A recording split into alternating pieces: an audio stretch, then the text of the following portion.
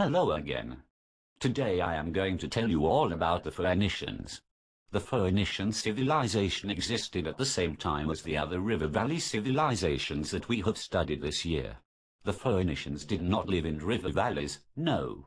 Instead they lived on the coast of the Mediterranean Sea. They settled in coastal city-states and were primarily traders.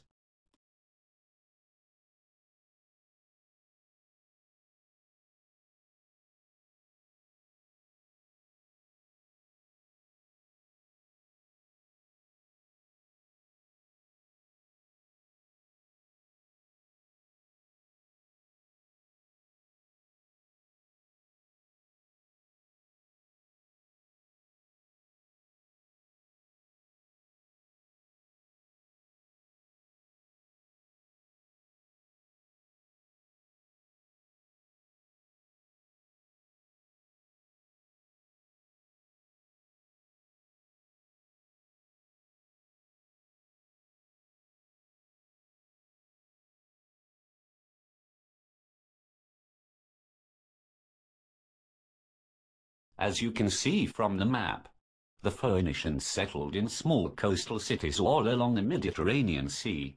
So what sort of things do you think they needed to do to survive in such an environment? Because they lived on the coast, the Phoenicians made most of their money from trade. They built excellent ships and traded throughout the known world. Their secret commodity, though, were shells. Yes, shells. I bet you are wondering, how can a society get rich from shells? Well, these were special shells. They were murex shells, and when crushed they created a very bright and rather expensive purple dye. This purple dye became known as Tyrian purple and was worn by royalty all around the region. So the Phoenicians were instrumental in supplying rare purple dye for the kings and princes of the area. As a result, they became very rich and influential.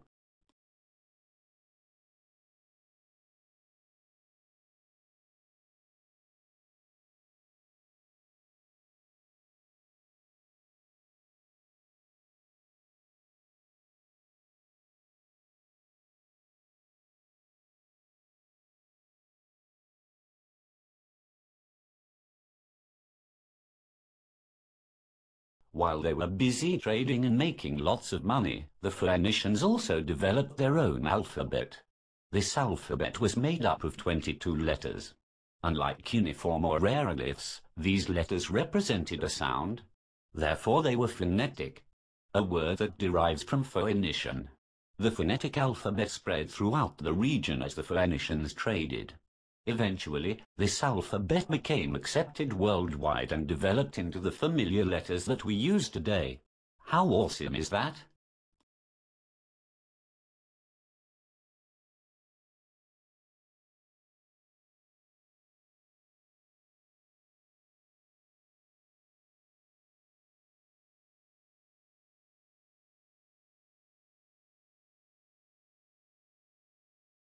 Please review the video coming up and use it to enhance your notes. Thank you for listening today.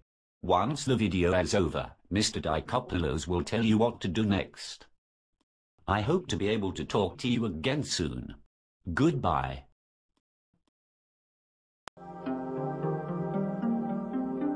Now let's look at the next great traders of the Mediterranean, the Phoenicians.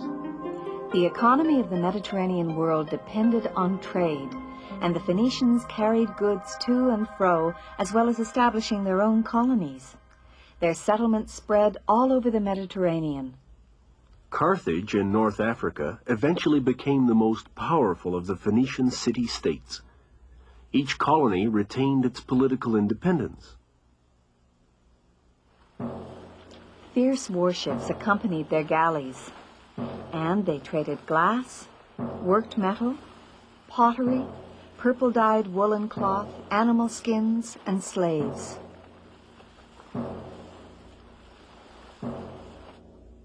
At the height of their commercial power, although the Phoenicians were a maritime trading nation, they accompanied caravans going overland to points as far away as Ethiopia in East Africa and Nigeria in West Africa. The Phoenicians' greatest legacy to the Western world was the transmission of the alphabet, which they brought from the East and which we still use today. Here's how the first 4 letters developed. From the Egyptian pictograph to cuneiform, to early Phoenician, to late Phoenician, to Old Greek, to modern Greek, to Latin and English. Their cemeteries can easily be recognized by the Tanit emblem of their great goddess, which was to be found all over the Mediterranean.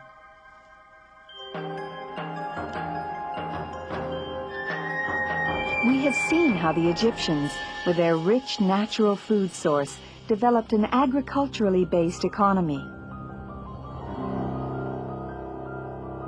And similarly, the Minoans, from their abundant island, expanded their economy by trade.